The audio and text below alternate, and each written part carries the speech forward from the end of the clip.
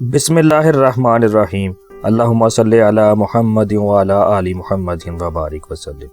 بے حد و بے حساب درود و سلام حضور آقا کریم صلی اللہ علیہ وآلہ وسلم اور ان کی آل پر۔ السلام علیکم سامعین۔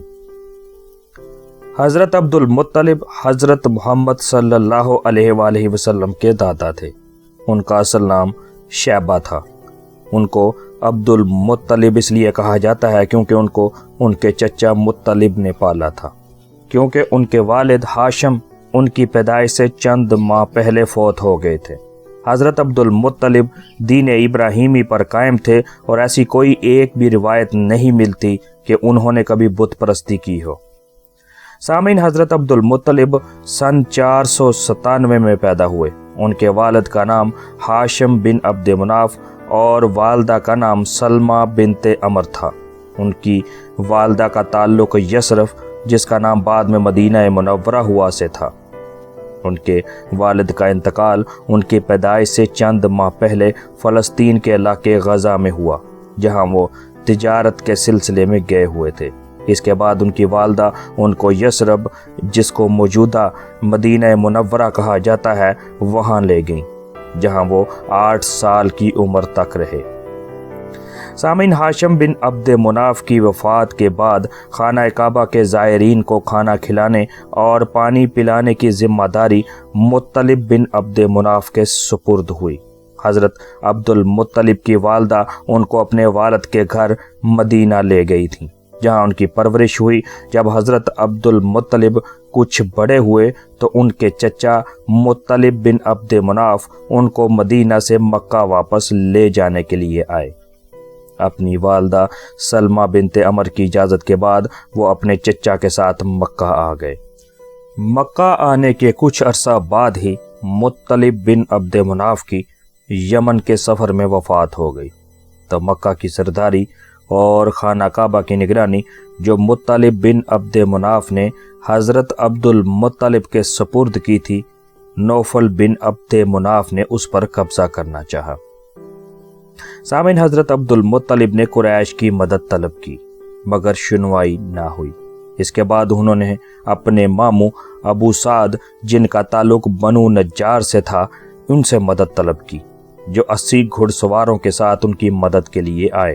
انہوں نے نوفل بن عبد مناف سے کہا، اے نوفل، اگر تو نے عبد المطلب سے چھینا جانے والا حق انہیں واپس نہ کیا تو میں تلوار سے تمہاری گردن اڑا دوں گا۔ اس پر نوفل نے ان کی بات مان لی۔ اس بات پر قریش کے معززین کو گواہ بنایا گیا۔ مگر جب حضرت عبد المطلب کے ماموں واپس مدینہ چلے گئے تو نوفل بن عبد مناف نے عبد شمس بن عبد مناف، بنو امیہ، انہی کی نسل سے ہیں، کی اولاد کے ساتھ ایک معاہدہ کیا اور حضرت عبد المطلب کے خلاف تحریک شروع کی۔ بنو خزاعہ نے بنو ہاشم کا ساتھ دیا اور بیت الندوہ میں بنو نجار کے لوگوں سے کہا کہ عبد المطلب اسی طرح ہمارا بیٹا ہے جس طرح تمہارا ہے، اور ہمارے پاس اس کا ساتھ دینے کی زیادہ وجوہات ہیں۔ اس طریقے سے مکے کی سرداری اور خانہ کعبہ کی نگرانی حضرت عبد المطلب کے پاس ہی رہی۔ سامعین، مکہ مکرمہ کا مقدس کنواں زمزم، جو آج بھی جاری ہے، حضرت عبد المطلب کے زمانے میں چھپ چکا تھا اور اس کی جگہ کا صحیح علم کسی کو نہ تھا۔ حضرت عبد المطلب کو 4 لگاتار خوابوں کے ذریعے زمزم کی درست جگہ کی رہنمائی ہوئی۔ انہوں نے اپنے بیٹے حارث کے ساتھ اس جگہ کو کھودنا شروع کیا جہاں خواب کے ذریعے رہنمائی ہوئی تھی۔ 4 دن کے بعد پانی ظاہر ہو گیا اور زمزم کا کنواں مل گیا، جس میں سے مسلسل پانی ملنے لگا، جو آج تک جاری ہے۔ چونکہ یہ کنواں بنیادی طور پر حضرت اسماعیل علیہ السلام کے قدموں سے جاری ہوا تھا، اس لیے قریش کے باقی قبائل نے اس کی ملکیت میں حصہ دار بننا چاہا۔ حضرت عبد المطلب کا خیال تھا کہ زمزم اللہ نے ان کو عطا کیا ہے۔ اس جھگڑے کو نمٹانے کے لیے عرب کے دستور کے مطابق کسی با علم اور دانش مند شخص پر فیصلہ چھوڑا گیا۔ قبائل کے مختلف نمائندے، جن میں حضرت عبد المطلب شامل تھے، شام کو روانہ ہوئے تاکہ وہاں کی ایک مشہور دانش مند عورت سے مشورہ کیا جائے۔ اس کی وجہ یہ تھی کہ عرب لوگ کاہنوں یا کسی کاہنہ کی بات کو اہمیت دیتے تھے، شام کے اس سفر میں حضرت عبد المطلب اور ان کے ساتھیوں کا پانی ختم ہو گیا۔ باقی قبائل نے ان کو پانی دینے سے انکار کر دیا اور نوبت یہاں تک پہنچی کہ ان کے ساتھیوں نے کچھ قبریں بھی کھود لیں تاکہ جو پہلے مر جائیں ان کو دوسرے دفنا دیں۔ اگلے دن حضرت عبد المطلب نے فیصلہ کیا کہ موت سے ڈرنے کی ضرورت نہیں اور سفر جاری رکھنا چاہیے۔ وہ اپنے اونٹ پر بیٹھنے لگے تو اونٹ کا پاؤں زمین پر ایک جگہ زور سے پڑا اور وہاں ایک چشمہ برآمد ہو گیا، جس سے انہوں نے اور دوسرے تمام قبائل نے استفادہ کیا۔ اس وقت دوسرے تمام قبائلی نمائندوں نے فیصلہ کیا کہ زمزم کے جھگڑے کا فیصلہ اللہ نے اسی جگہ حضرت عبد المطلب کے حق میں یہ پانی جاری کر کے کیا ہے، اس لیے مکہ واپس چلتے ہیں۔ عام الفیل یا ہاتھی والے سال کا ذکر قرآن میں بھی ہے۔ اس سال حبشہ کے مقرر کردہ یمن کے گورنر ابرہہ نے مکہ پر حملہ کیا۔ اس نے صنعاء یعنی یمن کا شہر میں ایک ایسا کلیسا یعنی چرچ تعمیر کیا تھا، اور چونکہ وہ عیسائی تھا اس لیے وہ چاہتا تھا کہ عرب مکہ جانے کی بجائے اس کلیسا کو مرکز بنائیں۔ جب یہ ممکن نہ ہوا تو اس نے کعبہ کو تباہ کرنے کی ٹھانی۔ اس کے لشکر میں سینکڑوں ہاتھی شامل تھے۔ سامعین، حضرت عبد المطلب نے قریش کو پہاڑوں پر پناہ لینے کو کہا اور خود اپنے بیٹوں اور کچھ ساتھیوں کے ہمراہ شہر میں رہے۔